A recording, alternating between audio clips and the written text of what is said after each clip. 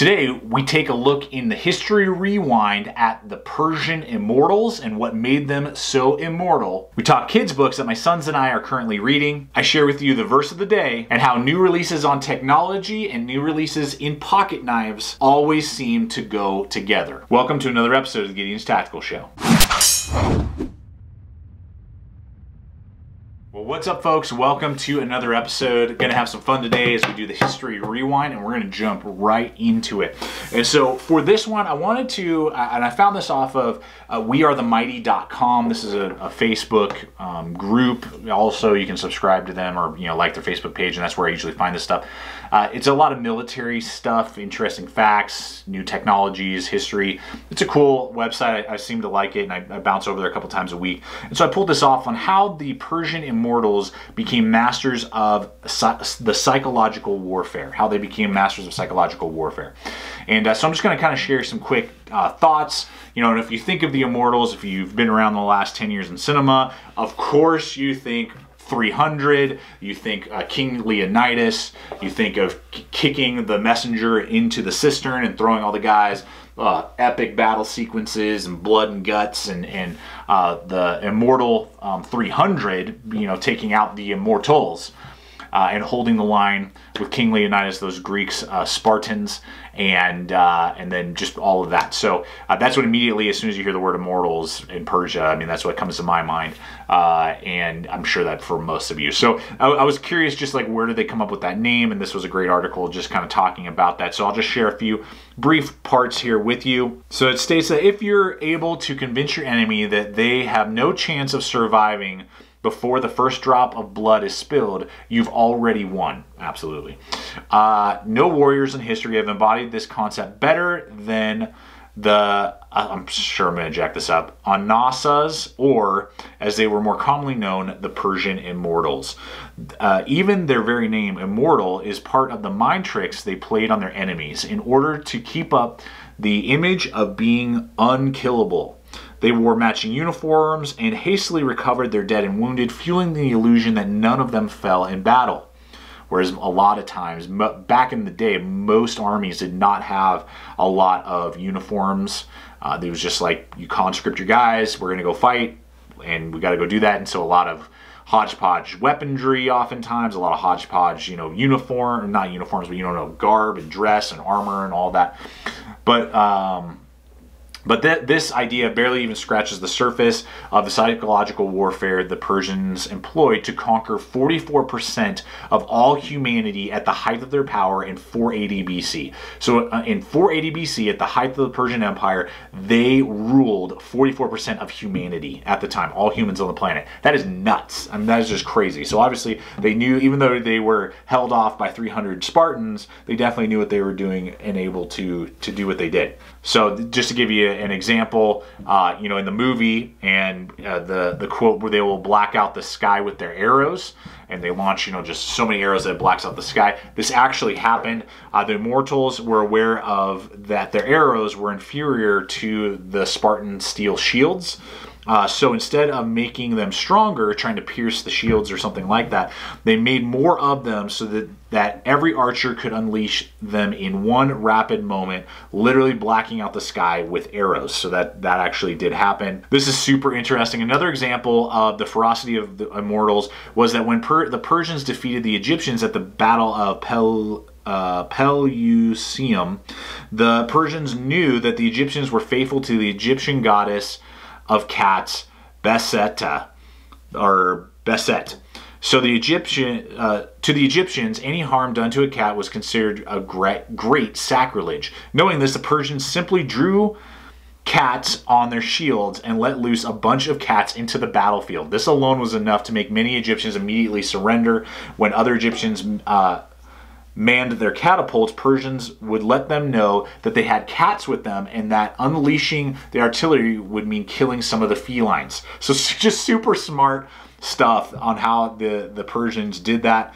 And this is super cool. This is kind of how they fell, and this is something kind of interesting that I didn't know. They had a Shock-and-Awe cavalry that they used a long axe that was very thin for decapitating and doing that type of thing. And at the Battle of Damascus in 334 BC. Alexander II of Macedonia was nearly scalped by an immortal cavalryman named Siphitheus. His axe sliced clear through Alexander's helmet and was just millimeters away from a fatal blow. At that moment, Alexander swore to the destruction of Persia. He studied their tactics and instructed his men on how to counter their advances. This took away the Persians' edge in battle, and Alexander from then on took on the moniker of Alexander the Great, and he did conquer the Persian Empire. So pretty interesting stuff, very cool, and psychological warfare is a major part of any battle. All right, next up, I just want to talk with you here for a brief moment. Something, just an observation, is that with technology, there's something that I have discovered, probably a lot of you know this, but you never really want to buy the very first generation of something when they're doing something new. You want to buy like the very first Xbox 360, the first couple months that it's out, right out of the gate. Like, I don't usually pre-order technology. I usually will even buy one generation older, oftentimes, like with my iPhones, my tablets, computers a lot of the time. If it's a brand new technology, what I have found is that usually there's lots of bugs, lots of hiccups, there's issues, and I usually will wait several months, particularly if it's something new that I want, to really hear how is it long-term performing. I did this with my camera gear. You know, I wanted the M50 Canon, but I waited until it was out on the market for about 4 to 5 months to make sure all the software updates were there. Was there any bugs, you know, that people were discovering before I went out? I didn't pre-order the M50, even though I had the money, even though I was planning on buying it, just to see if there were issues that would occur, and let the company kind of work out all the kinks. Same thing with video games. I remember, you know, I used to be a big gamer. I would always wait a few months before the next system came out to make sure there weren't any major issues or people are shipping them back. And that would happen a lot of times. People would be like, dude, I got the new system. I'd be like, that's great. And like 2 weeks later, they're like, oh man, I had to like do a warranty call on it. Oh dude, I had to send it back for a few weeks. Or oh, I had to replace it because it's like, you know, the motors isn't working right and it's not running the DVD or the game disc or whatever. You know, there'd be these issues. And so in the same concept, I've found that that's pretty true about a lot of pocket knives. I don't really see that with gear. I don't really see that, meaning like backpacks and that type of thing. I don't really see that with fixed blades, but I see that with pocket knives, and we could say that with firearms as well. That you could, that's good if there's a new idea coming out from a new company. Then it's good to kind of give it a little bit, you know, new technology, maybe some technology that they're not familiar with and used to. And I'm going to give you a few examples. It's good to give them a couple months.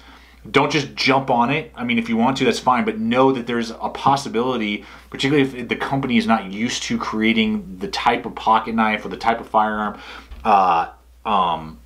like this, the way that they're now doing it, there might be a learning curve that for them that might take them a few months to really see how is it performing. You know, like this is a couple examples. So buck knives with, I believe, the Spitfire that we reviewed a little while ago. That was their very first ball bearing bushing knife that I am aware of. They've never done any knives with ball bearings before, and they started using them. So I knew right out of the gate that there was a probability, there could be a chance that the centering was going to be off, that the lockup was going to be loose, because they've never used ball bearings before, and it might be a learning curve for them. They may have some problems with that. Now, I had other issues with the design, but the ball bearings were fine. Just in more not fit and finish, but just in like design aspects that they decided to go with. It wasn't an actual like functionality. But that's something that I have seen over the years. Another example right here, again, this is the Gerber fastball that I'm currently working on. This is a new idea that has ball bearing bushings. It's not new technology, but it's new, I believe, for Gerber, and I believe this is their very first ball bearing made knife, particularly in the US, and so there could be some issues with centering, with lockup, you know, so to just be aware of that when you're looking at pocket knives, in particular new Leatherman. You know, the new Leathermans are coming out this year. That's going to be all new technology they're using with magnets and different things that they're going to be doing. There could be some issues for the first couple months where they're trying to figure it out, and okay, wow, we're getting some customer feedback now, you know, because they're doing tons of their own testing, but when you actually release it to the market, the market is the best tester, and there may be issues that we're not aware of yet. So just be aware. This is more of just something I've discovered, something to make you aware of. So to not get bent out of shape, particularly, I don't usually get bent out of shape if it's a new technology or a new design that a company is not yet familiar with, or they're exploring. If it doesn't work very well right out of the gate, and there is some like lead time or some, yep, we had to tweak some stuff and it took 6 months for us to really get it humming, I am willing to give companies a little bit of grace in that. If they're having those issues, I'll take a break, and then like 6 months or a year later, I'll come back and try out another one. Now, where I don't have that is when it's a current design and they're just using different materials. That's when I'm like, are you serious? So an example is like on the flip side, the Buck 112 Slim series and 110 Slim series. Now the polymer cheap versions with 420 didn't have any issue, but I went through like 3 or 4, I can't remember how many I did, of the micarta and SWV steel versions. They have the same locking mechanism as the original 110s and 112s. They have very similar features. Literally now they're just tweaking the blade shape a little bit, and they're putting different handle materials and using different steel. Like, that's it. There's no new devices, there's no assisted features, and the centering was all over the place. There were all kinds of problems. The lockups weren't good, and so that is unacceptable because there's no new technology. They're just using different materials on an already proven design. So that's where I don't have a lot of grace, but just something to think about when you see some new company like, and they're releasing something that you're really excited about. Just know that there is a possibility, if it's new to them, the company, that you may need to give them a little grace. You might need to go through 1 or 2 pocket knives, buy one. If it's not centered properly and they're using ball bearings, you're like, well, this isn't good. Send it back, buy maybe from a different distributor, try it out, and maybe it'll be a little bit different, because there might be some quality control issues right out of the gate, depending on the manufacturer, depending on what they're doing and the features that they're using. Okay, next up, just want to share with you real quick, we've talked about this in other Getting These Tactical shows, the importance and value that I put on reading, not only for myself, but for my kids. I'm always working on that. It's not easy in today's life, and there are definitely nights I come home and I'm just exhausted. And it's way easier for me to just turn on, the TV, Netflix, Amazon, stream something, than it is for me to sit down and read a book. But I'm trying to do my best of instituting in our lives Sunday evening through Tuesday evening, so Sunday, Monday, Tuesday, of after 6 p.m., like basically after dinner, boom, the TV is off, both for my kids and for me and my wife, and we talk, we play games, we read, try to go to bed earlier, those type of things, and really kind of get a leg up on the week. So we've been trying to do our best at that. It's not something that we try to religiously do, but regardless, every day of the week, I try to read to my son at least once or twice, sons, GT Junior and GT Junior Mark II. And a book series that we found is these books that are called 5-minute books. So there's lots of different ones. This is a Disney fairy tale one. We have 5-minute Bible stories, and I have 5-minute Marvel Spider-Man stories, and they have a bunch. So I'm gonna have the links in the description below. Really like them. They're pretty easy. Let me see, just kind of show you here. There you go, just so you kind of get an idea for it. Some of the Spider-Man one, there are certain stories I won't read to my son, just so it doesn't scare him, because the GT Junior is only, he's not even 3 yet. And so each one of these, I think, would be good up to maybe like an 8-year-old, maybe a 9-year-old, but they're just 5 minutes. It takes you about 5 to 7 minutes, depending on how much interaction you're doing with your child. But they seem to get a lot out of it. There's a lot of them. There's like a Winnie the Pooh one, there's a Star Wars one, and it's easy for you too, that you're not like, sometimes the books are too short, you crank through them super quick. Sometimes they're like super long, and it's like you want to get the child in bed by 8, and you started at 7:45, and it's 8:05, and you haven't even brushed their teeth yet, and you're trying to get done with the story, and you started, so you can't end now. Like read. So these seem to work really well, and oftentimes we'll try to do one of each, and I'll give him, because GT Junior right now loves Marvel and stuff like that. So I'll read one of these, and then we'll read a Bible story, so he gets a little bit of both, and we'll kind of do that thing. I definitely read through them. There's like with the fairy tale one. Again, with my son, that's all like Hansel and Gretel, and the Jack and the Beanstalk. So there's some stuff in there that can be a little scary. A couple stories with like Hansel and Gretel, where they go to the gingerbread house and there's the witch. So we just changed that a little bit. The imagery isn't too scary with that. We'll just say like the evil lady, or something like that, and that bad lady, stuff like that. And he seems to be okay. But yeah, just look through them if you have like kids maybe under 3, because it says 3 and up. For these. But yeah, super cool. We really like them a lot. They're fast, easy reads, but there's a lot of options out there, and I'll try and throw a bunch of them in the links below. They're about $10 on average that you can find them for, with lots of options to read to your kids, and just get you and your kids reading together. All right, now time for verse of the day, and the verse I want to read to you guys is out of Psalm 16:11. This is the NIV translation. And it says, you make, and this is speaking to God, you make known to me the path of life. You will fill me with joy in your presence, with eternal pleasures at your right hand. And I really want to focus on that second line there. You will fill me with joy in your presence. And I just want to talk to you a little bit for just a moment about joy. In this life, it's a fallen world. There's junk, there's garbage, there's hurt, there's pain, there's suffering, there's all that stuff.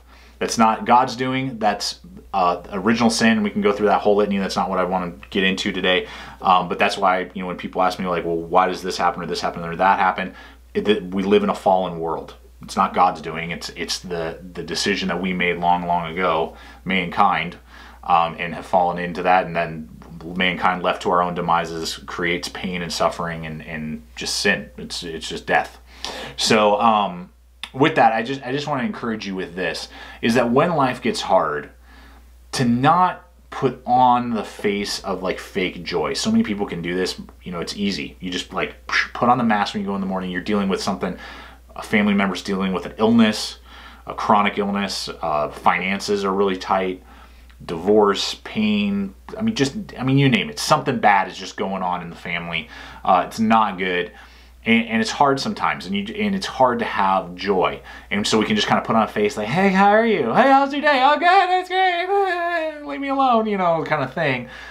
And that's not the type of joy that God talks about. That's not the type of joy that God wants, and that is in this verse.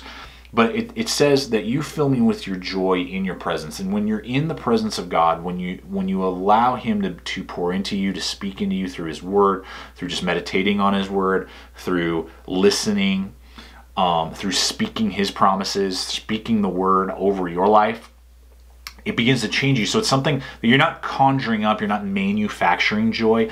What people will look at you and be like, your life is falling apart. How are you still happy? How do you still have joy? How do you still have this just good about you, when if I was in that situation, I'd be so pissed, I'd be depressed, I'd be whatever. And it's something that comes from God. It's not something that comes from you trying to manufacture that. I'm gonna be happy today, even though I just declared bankruptcy, or I'm gonna be happy even though my bank account just got withdrawn and I'm on my last amount, and I got 2 weeks and I'm going to go, negative $500. It's this, God, I have no reason to be joyful today, but because I'm in your presence and because I know you love me, I thank you that you are giving me your joy, your supernatural joy today, something that's supernatural, not natural. I'm asking for that. Give me that today. And you'll begin to see, even though your circumstances may not dictate joy, you look to your Lord to dictate the joy, to say, God, you have joy all the time, so I pray that you help me to live in that type of joy, so that my situation isn't dictating my joy, it's you. You're the source of my joy, not whether or not I'm having a good day, not whether or not I have peace, not whether or not all the bills are paid or the family's healthy or whatever. Those things don't dictate whether or not I live in joy. It's you, God, that dictate whether or not I live in joy, and I know that you always have joy for me. So I hope that's just encouraging for you guys, gives you a little peace of mind. I'd encourage you to do that if you're having a hard time with joy. Depression is something that you deal with and struggle with. I totally understand it. I totally get it. I've dealt with it in my own family. And only the joy of the Lord, creates that strength, and it's in His presence that we can begin to tap into that, and not to try to feel like you have to fake it. That's not about faking it. It's just about asking God to help, and you'll begin to see something change in your life, and you will have that joy even when the circumstances say you shouldn't. So I just hope that encourages you, lifts you up. That's what we always want to do when I do the verse of the day, is just encourage you, build you up, show you, and just point you back to God's love. And if you're not, you don't know where you're at with God, you think He's a joke, you don't believe He's real, I totally get it. I love you guys too, just as much as those of you who, regularly try to follow and connect with the Lord. So I hope that's encouraging, uplifting, and just builds you up. I hope this video, guys, has been exciting, informative. Don't forget about all the links that we offer to you below: Backcountry, Knock Around, Sunglasses, Blade HQ, and Amazon helps us out continue to do what we do here. And finally, guys, always remember, stay equipped, stay prepared. See you out there.